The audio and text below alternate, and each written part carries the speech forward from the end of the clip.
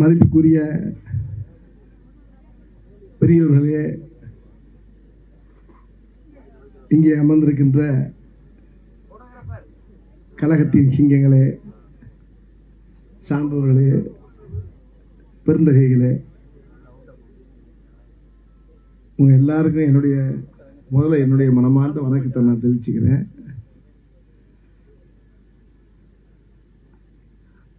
அண்ணன் தனசேன அவருக்கு நன்றி சொல்லிக்கிறேன். எனக்கு அவர் ரொம்ப ஒரு நெருங்கிய அண்ணன் அவர். அதாவது இந்த இடத்துல ஒரு முக்கியமான விஷயத்தை நான் முதல்ல சொல்லிக்கிறேன். நான் முதல்ல தமிழக முதலமைச்சர் ஐயா ஸ்டாலின் அவர்களுக்கு முதல்ல எல்லாருமா சேர்ந்து முதல்ல ஒரு பெரிய வணக்கத்தை நம்ம சொல்லணும். ஏன்னா எந்த கவர்மெண்ட் வந்தாலும் சரிங்க, சுகாதாரத்துறைக்குன்னு இப்படி ஒரு அமைச்சர் இனிமேல் கிடைக்கவே மாட்டாங்க. மா சுப்பிரமணியன் மாதிரி ஒரு அழகான ஒரு மனிதரை அவர் எப்படி தேர்ந்தெடுத்தாருன்னு எனக்கு தெரியல. எனக்கு நான் ஒரு நாள் இவர்கிட்ட தனிப்பட்ட முறையில் சொன்னேன், அண்ணே இந்த பதவியை வச்சு நீங்களே உங்களை வச்சு தான் அந்த பதவிக்கே பெருமையா இருக்குண்ணே அப்படின்னு. காரணம் என்ன, மருத்துவ சுகாதாரத்துறைக்கு அமைச்சர். ஆனா மருத்துவத்துக்கு மட்டும் ஒரு அமைச்சர் கிடையாதுங்க, இயற்கை சூழலுக்கெல்லாம் மொத்தமா அமைச்சரா இருக்காருங்க அவரு. அண்ணன் இப்ப இந்த குறும்படம் போட்டு காட்டினாங்க. இந்த படத்துல இருந்து மனசு எனக்கு கொஞ்ச நேரம் அப்படியே மூச்சு நின்று அப்புறமா வருது. அவ்வளவு விஷயங்கள். மரங்கிறது ஒரு மரம் சாஞ்சாலும் சரி, ஒரு மரம் ஒடிஞ்சாலும் சரி, அது ஒரு மாதா சாகுற மாதிரி பார்க்குறாரு பார்த்தீங்களா, அதுதான் அவர்கிட்ட ஒரு பெரிய சிறப்பு. நான் கேள்விப்பட்டேன், பெரியவங்ககிட்ட எல்லாம் சொல்லுவாங்க சொல்லுவாங்க, எனக்கு ரொம்ப பெரியவங்க சொல்லுவாங்க, இப்போ கிராமங்களெல்லாம் ஒரு மரம் வச்சுட்டு அதை சாமியாக கும்பிடுவான். அதில் ஒரு மஞ்சள் துணியை கட்டி ஒரு மரம் வளர்த்தாவே அது தெய்வத்துக்கு சமமாக மாரியத்தா காளியத்தாச்சிட்டு அந்த சாமியாக கும்பிடுவாங்க அந்த மரத்தை. அதோடைய அருமை என்னங்கிறது எனக்கு இப்போ தான் தெரியுது. நானும் என்னுடைய தோட்டத்தில் நிறைய மரங்கள் வளர்க்குறேன், யாருக்கும் தெரியாது. ரொம்ப இடத்துல மரம் நட்டுருக்கேன். ஆனால் இன்னைக்கு அண்ணன் எனக்கு இந்த வாய்ப்பு கொடுத்ததுக்கு முதல்ல அவருக்கு கோடான கோடிய நன்றி நான் தெரிவிச்சுக்கிறேன். ரொம்ப நெஞ்சுக்கு நெகிழ்ச்சியாக இருக்கு எனக்கு. ஒருத்தர் சொன்னார், எனக்கு ஒரு பெரிய ஒரு டாக்டர் சொன்னார் எனக்கு, வடிவேலு, மனிதனுடைய உடம்புல என்னோட நிறைய சொல்லிட்டாங்க அவரை அண்ணன் பெரியவங்களாம் சொன்னாங்க. அதை விட மா சுப்பிரமணியன் பெரிய பாடமே நடத்திட்டார். அவர் மேடை பேச்சு பேசல, அவர் ஒரு வாத்தியார் மாதிரி ஒரு பாடமே நடத்தினார் பாருங்க. அதை கேட்டுக்கிட்டே இருக்கலாம் போல எனக்கு ஆசையாக இருந்துச்சு. ஒரு இடத்துல கூட நெடி இல்லாமல் அவர் பேசின அந்த அழகான ஒவ்வொரு விஷயங்களும் உலகம் பூரா நம்ம பரப்பணும். அதை நம்ம தமிழ்நாடு பூரா அதை பரப்புனா போதும். அதாவது ஒரு டாக்டர் சொன்னார் என்கிட்ட, உடம்புல இருக்க நுரையீரல் இருக்கு பார்த்தீங்களா, அது சுவாசத்தை நம்மளுக்கு வாங்கிட்டு, சுவாச காற்றை நம்மளுக்கு வாங்கி தரக்கூடியது நுரையீரல். அதே மாதிரி இந்த பூமி பந்துக்கு சுவாசத்தை வாங்கி தர்றது மரம் தானா. இந்த மரத்தை வெட்டுறது ஒன்று, தன்னுடைய நுரையீரலை தன் கையால் வெட்டுறது ஒன்று அப்படின்னு என்கிட்ட. நான் படிப்பறிவு இல்லை எனக்கு அனுபவப்பிடிப்பு தான் நிறையா இருக்குது. நிறைய கிளவியை கதை கேட்பேன், தாத்தா பாட்டிகிட்டலாம் உட்காந்து கதை கேட்டுட்டு அது நிறையா வாங்கிக்கிடுவேன். ஒரு பழைய நடிகராக இருந்தாலும் அவங்க தான் சொல்லுவாங்க. இப்படி பூரா சொல் புத்தி, எனக்கு சுய புத்தி கிடையாது. பெரியவங்ககிட்ட எல்லாம் நிறைய பேசி நிறைய விஷயங்கள் நான் தெரிஞ்சுக்கிறேன். அப்படி சொல்லும்போது இந்த மரத்துக்கு எவ்வளோ மரியாதை இருக்குங்கிறத அவர் சொன்னபோது அப்படியே நான் ரொம்ப நெகிழ்ந்துட்டேன். இப்போ கூட வரும்போது நான் ஒரு விஷயம் சொன்னாங்க, இந்த ரோடுகளில் வர்றப்ப இவ்வளவு கெட்ட காற்று, காரில் ஒரு தொழிற்சாலையாக இருக்கட்டும், ஒரு லாரியாக இருக்கட்டும், எல்லா காற்று ஆட்டோவில் எல்லாம் இந்த கெட்ட காற்று வருது. அந்த காற்றை பூரா அந்த மரம் தான் வாங்கிக்கிறாங்க. வாங்கிக்கிட்டு அது நல்ல காற்றை நம்மளுக்கு கொடுக்குது. இது யாரும் உணர்ந்தா? இப்போ இவர் அண்ணன் மாதிரி நிறைய பேர் இதை புரிஞ்சுக்கிட்டு நம்ம நிறைய விஷயங்களை மக்களுக்கு தெரியப்படுத்தணும்.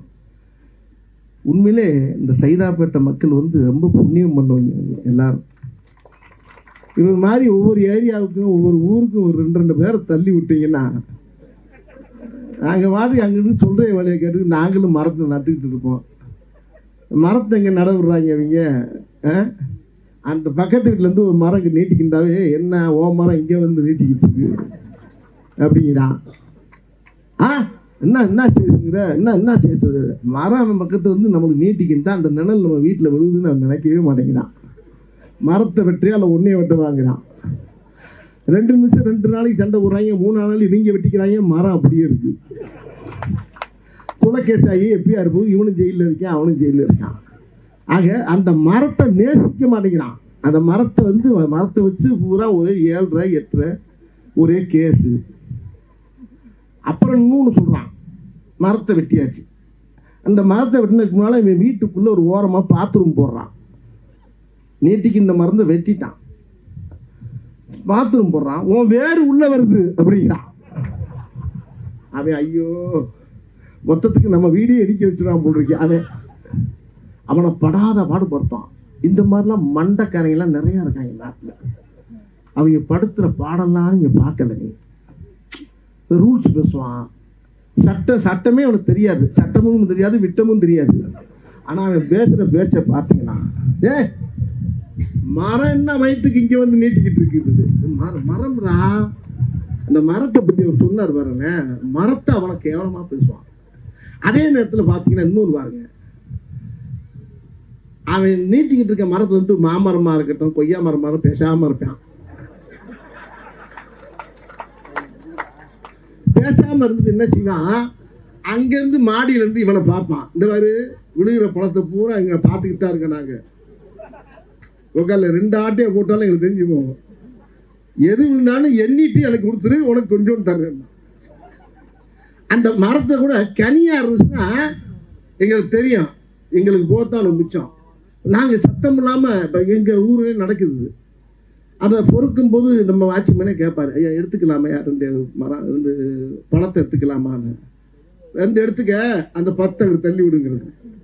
அப்போ கூட அந்த அதை கொஞ்சம் நிதானமாக தான் இருக்கேன். அடுத்த வீட்டில் நீட்டிக்கின்றா கூட அது அவன் அது கனி மரமாக இருந்தால் அவன் அதை எண்ண ஆரம்பிச்சிடறான்.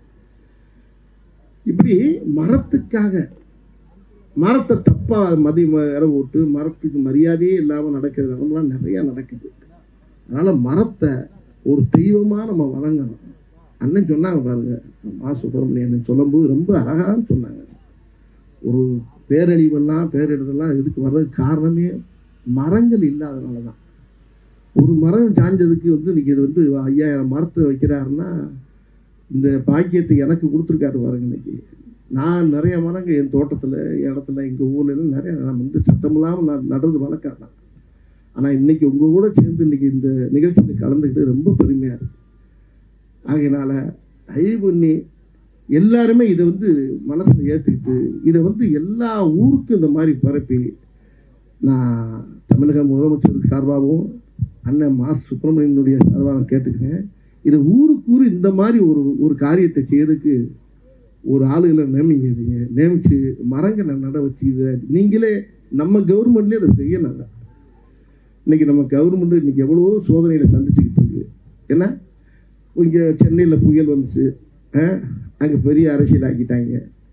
ஆனால் அங்கே புயல் வந்துச்சு, அங்கெல்லாம் அரசியல் ஆக்க முடியாது. ஏன்னா தண்ணி பிச்சுக்கிட்டு போகுது. என்னைக்கு அரசியல் ஆக்கிறது? ஏன்னா எங்கே இருக்கானே தெரியல. இதே அரசியல் அங்கே போய் பண்ணலாம்ல, இல்லை முடியலை. கத்துறான். அந்த ஒருத்தன் சொல்கிறான், அவன் ஏன் டைரக்டர் அங்கே போகிறான்? டைரக்டருக்கு அதுக்கு என்ன? அவன் ஊர்றாது. அவன் ஊருக்குள்ள அந்த பள்ளம் எங்கே இருக்குது, இந்த மேடு எங்கே இருக்குது, அது இது எங்கே இருக்குது, அது எங்கே இருக்குது, அவனுக்கு தானே தெரியும். போகக்கூடாதா? அப்போ என் ஊரில் வெள்ளம் தனசனை உட்காந்துருக்கு, அது ஊரில் வெள்ளம்னா அதான் வேட்டியை கட்டி நிற்கணும். இவன் போகிறான்னா, நான் போகாமல் என் ஊரில் நான் போகாமல் எவன்டா போகிறது? போகணும்ல. ஏன்னா எங்கே கிடந்து கத்துறான், எந்த குடிக்கில் கிடக்கிறான்னு அவனுக்கு தான் தெரியும். அதில் இன்னொரு வார்த்தை சொல்கிறான், உதயநிதி எதுக்கு அனுப்பி வைக்கிறாரு? உதயநிதி யாராவது போகணும்ல. போய் மக்களாக நான் இருக்கேன், உங்களோட சேர்ந்து வாழ்கிறேன், உங்க கூட இருக்கேன்றது அவர் மக்களோட சேர்ந்து இணைஞ்சு வேலை செய்யணும்ல. இருக்கிற அமைச்சர்லேருந்து இருக்கிற எம்எல்ஏலேருந்து எல்லாரும் போய் அங்கே பூரா அதாவது தண்ணியில் அந்த கீதா ஜீவமெல்லாம் இறங்கி நடந்து போகிற காட்சியெல்லாம் பார்த்தா எல்லாம் இறங்கி அப்படியே அந்தளவுக்கு மேலே உத்தரவு போட்டு அழகாக பண்ணிக்கிட்டு இருக்கேன். நான் இது அரசியல் நான் பேச விரும்புகிறேன். இது அரசியல் கிடையாது நான் சொல்கிறது. எல்லாருக்குமே பங்கு இருக்கு. ஒரு அணில் கொண்டு போய் ஒரு மரத்துல இருந்து இந்த வெள்ளத்துல ஒரு கொய்யா பழத்தை போட்டா கூட அணிலே அணிலே எங்க இருந்து வந்து ஒரே ஒரு கொய்யா பழத்தை போட்டு அணில் கும்பிடணும். ஒரு அணிலா இருந்தாலும் எலியா இருந்தாலும் அது போய் அங்க போய் அப்போ ஒரு சின்ன ஒரு கனியை தூக்கி போட்டா கூட ஒரு புண்ணியம் தானையா. இதுக்கு அவன் அங்க அவனுக்கு என்ன வேலை அங்க அவன் அங்க போறான்னா அங்க யார் எங்க இருந்து அமெரிக்கால இருந்து வந்திருக்கான் மாரி செல்வராஜ் தப்பு தப்பா பேசுறாங்க.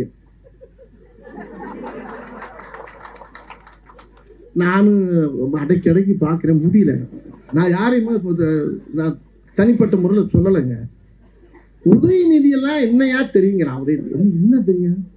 அவர் அழகா கேட்டுவிட்டாரு. ஒரு பத்திரிக்கையார் கேட்குறாரு அவரை போய், எங்க என்ன ஒன்று என்ன வேகமாக வேலை நடக்கிற நாங்கள் என்ன ஊர் சுற்றி பார்க்க வந்திருக்கோம், டூரிஸ்டாக வந்திருக்கோம், பார்த்துக்கிட்டா இருக்கோம்லங்க போக கேட்டு. அவர் நல்லா பேசுவார். என்ன வேலை செஞ்சுக்கிட்டாலே இருக்கு எல்லாம் ஒரே நாளில். இப்போ மழை பெஞ்சு வெள்ளம் அடிச்சுக்கிட்டு இருக்கும்போது ஒரு வேலை காணாங்க. எனக்கு எப்படி நீச்சலில் போய் என்னத்தை தருப்ப நானெல்லாம் போக முடியுமா? போக முடியாது. மக்கள் படுற கஷ்டத்தை உண்மையிலே உணர்றாங்க கவர்மெண்ட்ல.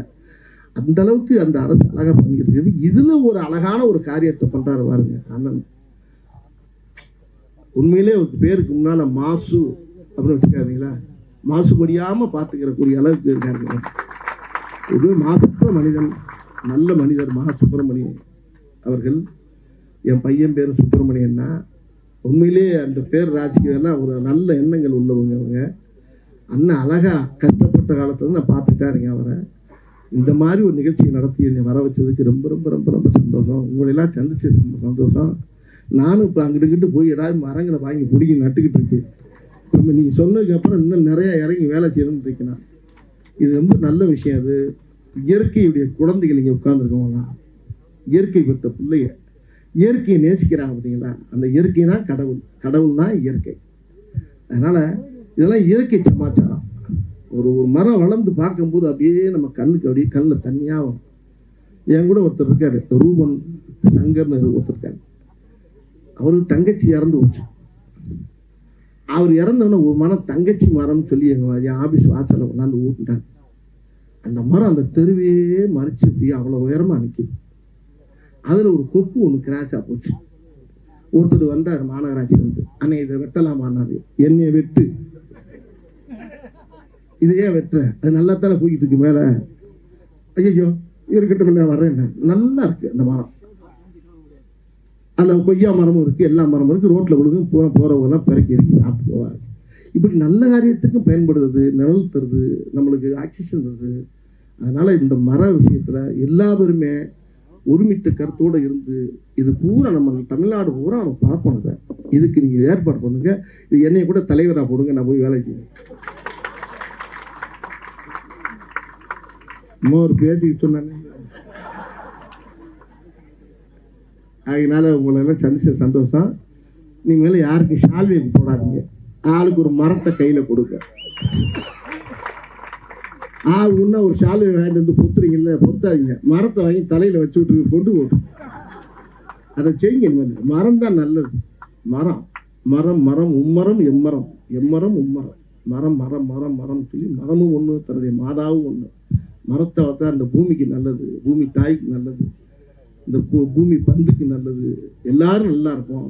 எதிர்கால சந்ததியெல்லாம் நல்லா இருக்கக்கூடிய ஒரு பெரிய ஒரு குறிப்பினை வந்து, அதாவது இந்த கெட்ட காற்று வந்து ஹாஸ்பிட்டலில் 1.5 லட்சம் 2 லட்சம் 8 லட்சம்னே கணக்கு வர மாட்டேங்குது. அந்த அளவுக்கு செலவு போகும். ஆனால் அந்த மரம் காசையே வாங்காமல் நம்மளுக்கு நல்ல காற்றை தருது. அதை மதிக்கிறோமா நம்ம? தயவுன்னு எல்லாரும் மரத்தை மதிச்சு இந்த மாதிரி மரம் நடுறதுக்கு எல்லாரும் உலகம் பூரா பரப்புங்க. வாழ்த்துக்கள். நன்றி.